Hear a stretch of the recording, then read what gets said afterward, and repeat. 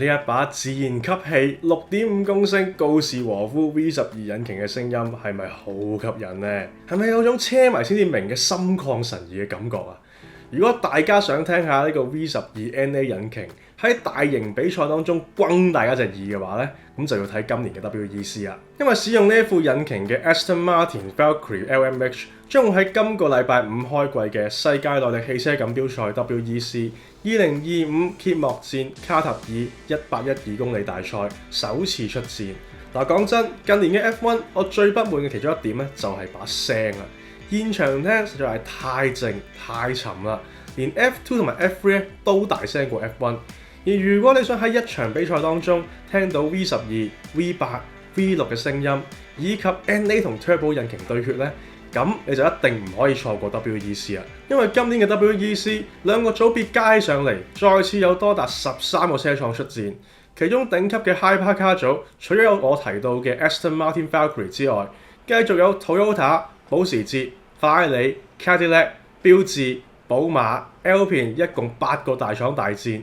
車手陣容更加有14位前 F1 車手，包括啱啱從 F1 過嚟嘅 Kevin Magnussen 麥路臣。咁既然今個禮拜5就開季，再加上我今年都有搞9月去睇 WEC 嘅日本團，咁今次就好快咁簡介一下今次新參戰嘅 Aston Martin Valkyrie 以及2025 WEC 有啲乜嘢特別嘅焦點啦。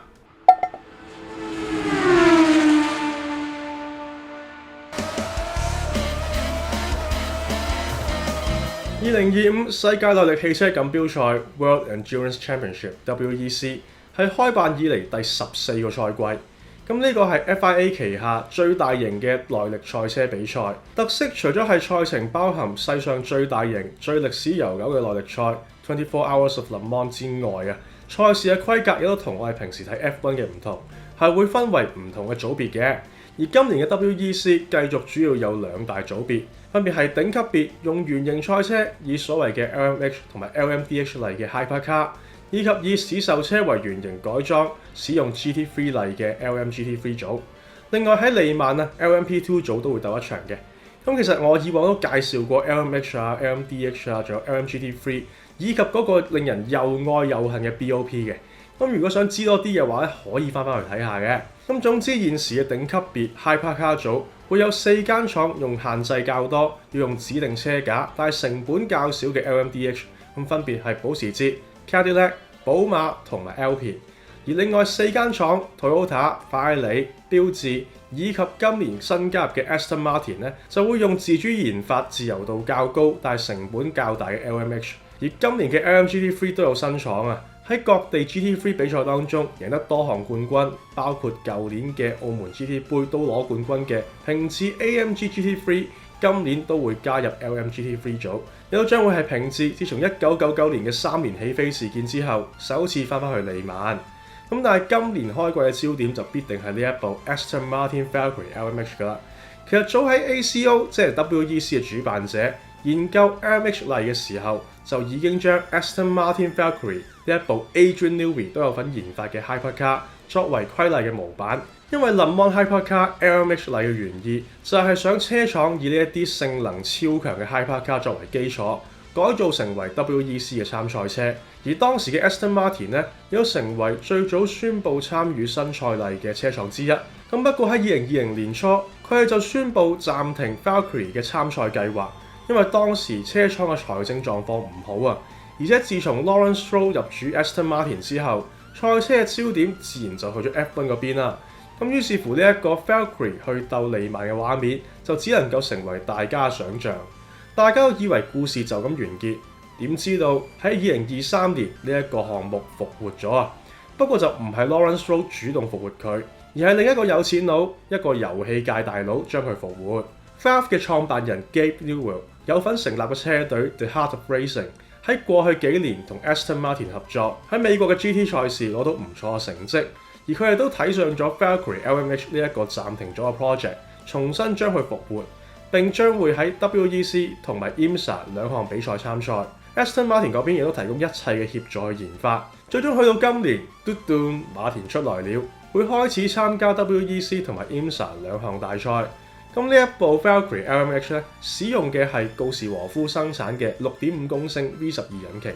值得一提嘅係呢一款 LMH 賽車就唔同佢部街車嘅，係冇個 hybrid system 嘅，咁令到呢一部車咧就成為成個 Hypercar 組別當中唯一冇 hybrid 嘅賽車。咁但係都唔緊要嘅，因為馬力限制同埋 BOP 嘅原因，令到賽車嘅馬力同埋油耗都會同主要對手差唔多。同時因為要合規啊，所以呢一副引擎咧都唔會輸出最大功率，淨係得680匹馬力嘅啫，比街車馬力細。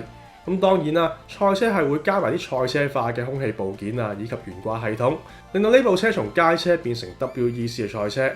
佢哋表示，自從舊年7月起，呢一部 Valkyrie 已經進行過15000公里嘅測試。佢哋亦都對測試嘅表現感到非常之滿意。咁當然啦，要喺首年參戰就贏，甚至話要打入3甲咧，就有啲異想天開嘅。畢竟唔止係部賽車係新啊嘛，車隊同埋車手好多都係首次參戰呢個咁高級別嘅比賽。咁所以佢哋今年嘅目標咧都唔會放咁高，重點係要喺賽季當中證明自己唔係陪跑，有戰力。之後再嘗試挑戰錦標，咁究竟佢哋會係有實力啊，定係好似舊年嘅林寶堅尼一樣，完全係陪跑呢？咁今年大家就要留意落去啦。另外 Hypercar 組別咧近嚟又有好消息啊，因為 Hyundai 旗下嘅 Genesis 以及福特咧分別會喺明後2年加入，2027年將會上演現代版嘅 Ford vs Ferrari。另外麥拿倫同埋平治都一直喺度傳緊會加入戰團，到時真係可能有多達10間廠大亂鬥啊！都未計一直喺美國未過嚟嘅 HRC， 咁所以耐力賽車嘅未來咧真係值得期待嘅。同時呢個盛世會延續幾耐咧都真係冇人知，咁所以各位有得睇就快啲睇啦。上面講咗比較多車廠以及賽例相關嘅事情啦。無可否認，比起 F1 WEC 嘅主角更加集中咗喺車廠同埋賽車，而唔係車手當中。畢竟每部賽車要有2至3個人駕駛，一位明星車手都唔能夠一手扭轉戰局。但同時又明白，我喺向好多 F1 車迷推坑嘅時候咧，都有好多同我講，其實都有興趣啊，不過我真係唔係好識呢啲車手啊嘛。咁所以今次我就介紹多啲各隊嘅重點車手啦。咁當然今年18部 Hypercar、18部 LMGT3， 每部車都有2至3位車手，唔可能全部講晒嘅。咁所以以下重點咧，會先講 Hypercar 嘅一啲明星車手，以及各隊各廠嘅重點。咁首先不如繼續講 Aston Martin 啦。佢哋今年嘅陣容咧，坦白講我有少少失望嘅，而且都有好幾位係完全唔識嘅添。較出名嘅有英國嘅 Harry Tincknell 啦，佢都曾經嚟過澳門鬥 F3 嘅，亦都曾經係福特嘅 LMGTE 廠手，更加為 Aston Martin 攞過利曼嘅 LMGTE 組冠軍。咁另外鬥過 GP2 嘅 Marco Sorensen 係長年嘅 Aston Martin 車手，都攞過利曼以及 WEC 嘅組別冠軍。而本來好多人都以為喺 F1 Aston Martin 封緊塵嘅 Felipe Drugovich 會有份嘅，咁但係據佢所講咧 ，LMH 嘅項目咧基本上係同 F1 嘅項目咧係完全無關嘅。LMH 嘅 project 咧更加係由多車隊主導，咁所以佢哋更加係傾向揾佢哋自己嘅車手。但係呢一個唔太起眼嘅陣容，會唔會成為佢哋嘅短板呢？然後介紹嘅係新嘅 Cadillac 廠隊 Jota。原本嘅 Cadillac 廠隊 Ganassi 咧今年就唔玩啦，於是個 project 咧就轉咗去 Jota 身上。佢係舊年用 Custom 版嘅保時捷都攞過分站冠軍嘅，證明都好有實力。今年佢哋成為廠隊，就希望能夠幫 Cadillac 喺 WEC 爭冠。佢嘅陣容咧就真係明星級啦。12號車有前 F3 冠軍 Alex Lynn， 鬥過 F2 同埋 F1 嘅 Norman Nato， 仲有大家都唔記得咗佢鬥過 F1 嘅 Will Stevens。然後38號車仲勁啲，有澳門嘅常客 Earl Bamber， 前 Champ Car 4屆冠軍兼前 F1 車手 Sebastian Bourdais， 以及星中之星2009年嘅 F1 世界冠軍 Jenson Button。咁不過如果講速度嘅話咧 ，Button 反而可能係陣容嘅弱點啊，畢竟佢都老嗰啲啦，唔知道佢仲會鬥幾耐。咁跟住咧就係舊年嘅世界冠軍 Porsche Penske。舊年嘅冠軍陣容當中，保留咗 Kevin Ash 同埋 Lawrence Santoro 雲科爾2位澳門 GT 嘅常客，再加上澳洲新晉車手 Matt Campbell。而5號嘅團隊就有舊年喺 Custom 車隊大放異彩嘅 Julian Onlauer。另外保時捷咧仲有一部 Custom 賽車嘅，係俾 Proton 車隊，當中都有以前喺 A1GP 出名嘅 Neel Yani。舊年 WEC 嘅車廠冠軍咧係 Toyota， 繼續係全明星陣容。7號車有06年嘅澳門 F3 冠軍 Mike Conway，曾經喺 F1 日本站上過頒獎台嘅小林可夢偉，仲有前年鬥咗10場 F1 嘅 Nick de Vries。8號車就有佢哋嘅王牌前 Toro Rosso 車手 Sebastian Buemi 布美，以及 Brandon Hartley， 仲有今年喺 Alpine 做後備車手嘅平川亮。以上兩大廠咧都繼續會係今年嘅大熱門嚟嘅，就睇下佢哋點樣由頭鬥到尾啦。咁之後咧就係過去2年對世界冠軍冇興趣，但係無寶不落喎，淨係贏利曼嘅法拉利 AF Corsa。499P 賽車仍然係全場最靚嘅賽車之一，亦都係最多人捧場嘅。今年50同埋51號車嘅陣容繼續冇變，50號車包括 Molina 同埋 Nilsson， 以及舊年喺澳門圈咗一大堆粉嘅 Antonio Fuoco 富奧。51號車就有 Calado 同埋 Pier Guidi， 以及我哋親愛嘅耶穌 Antonio Giovinazzi。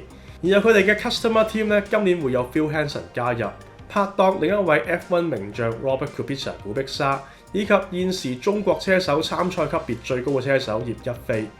寶馬咧可能係今年嘅黑馬嚟嘅，因為佢哋喺早前嘅地通拿24咧都有突破性嘅好表現。今年佢哋嘅15號車係全明星陣容，包括喺 F1 落嚟嘅 Kevin Magnussen 麥勞臣啦，仲有喺澳門 GT 杯爭到飛街嘅 Raffaele Marcello 馬些路，以及 Tristan Ford 迪亞士雲科爾。另一部車都係全白金陣容嚟㗎，有 Robin Fries 啦、Randy Russ 以及舊年喺澳門 GT 杯攞第3嘅 Sheldon van der Linde。Alpine 車隊舊年都上過一次3甲嘅，今年陣容大體都係一樣嘅。升級車手當然就係 Mick Schumacher 米克舒麥加，另外奧地利皇族後人 Ferdinand Habsburg 哈布斯堡咧都在陣嘅。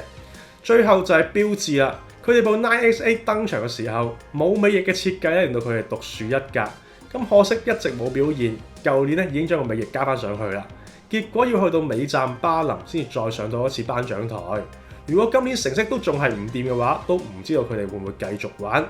今年佢哋陣容當中嘅明星車手都唔少㗎，包括前 Toro Rosso 車手2屆 Formula E 世界冠軍 Jean-Éric Vergne， 前年先至俾 Sky Sports 炒咗，唔再出現喺 F1 節目嘅 Paul di Resta， 以及 Stoffel Van Dorn 雲當呢3位前 F1 車手。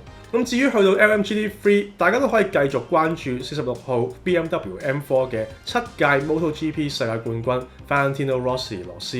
佢喺寶馬車隊嘅隊友咧，仲有舊年嘅澳門亞軍法夫斯，以及 Kelvin van der Linde。另外全女班嘅 Iron Dames 車隊咧，今年都會以保時捷參賽。而去到利曼嗰一場，會有更加多外卡車手加入，包括啱啱贏咗 Asian Le Mans Series GT3 組嘅香港車手歐天俊 Antares 都有好大機會出戰嘅。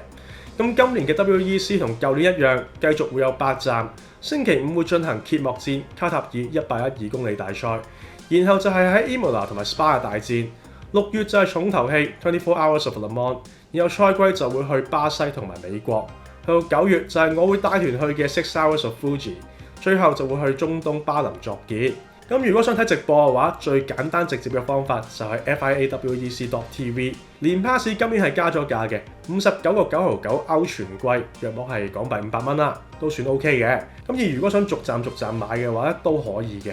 咁另外 WEC 嘅 YouTube 咧，除咗會有比賽精華，亦都會將全場比賽 upload 上去，俾大家可以原汁原味咁重溫。都知道咧，可能會有啲朋友可能都係唔係太識點樣去學睇耐賽。唔緊要嘅，因為我都學緊。有陣時咧，我都要聽評述先至知道係發生緊乜嘢事。咁當然都可能會有朋友認為用 BOP 去平衡各賽車咧係有啲冇意思嘅。咁都絕對明白嘅，但係現時睇起上嚟咧，佢又真係令到呢一個規例行到喎，比賽又刺激，亦都未至於令到強隊贏唔到，弱旅得益而贏車咁唔公平。咁所以我覺得從觀賞角度嚟睇咧，都仲 OK 啦。咁如果有新入坑嘅車迷真係有興趣嘅話咧，可以先從精華開始，然後可以揀一場去睇。唔使全程追晒嘅，隔段時間去望一望。喺起步同埋完結左右重點睇咧就 OK 㗎啦。咁而如果想去現場睇嘅話，今年9月26至28號日本6 Hours of Fuji 咧絕對值得推介嘅。咁當然都希望大家可以 join 我嘅睇車團。除咗有我現場帶大家睇、帶大家學之外，我呢個團仲會包埋 VIP 飛。除咗可以喺正賽日可以入包廂觀戰，更加可以參與 Pit Walk 同埋 Grid Walk， 可以參加埋車手簽名會，亦都會安排參加富士賽車場博物館。咁現時我哋仍然有 Early Bird 優惠嘅，如果大家有興趣嘅話，可以參考資訊欄入面嘅資料，亦都可以 PM 我或者揾合作旅行社 Global Linkers Travel 查詢。咁希望到時可以見到大家啦〜嗱，今期介紹2025 WEC 就差唔多啦。有冇朋友係之前冇睇 WEC， 今年係有啲興趣嘅呢？大家又覺得邊一部 Hypercard 最型呢？歡迎大家留言講下嘅。最後都想再一次感謝一班會員朋友，包括太子爺嘅 Alan Choi、Reuter Wong、David Chiu、Low Dennis 同埋 O Hattery， 以及沙皇炸彈嘅 Jason D、David Ng、Henry Lee， 仲有 Onyx 同埋 Live 級別嘅各位會員，有你哋嘅支持，先至可以令到我繼續製作呢啲賽車相關嘅影片。好，今集係咁多，我係阿飛，我哋下次見，拜拜。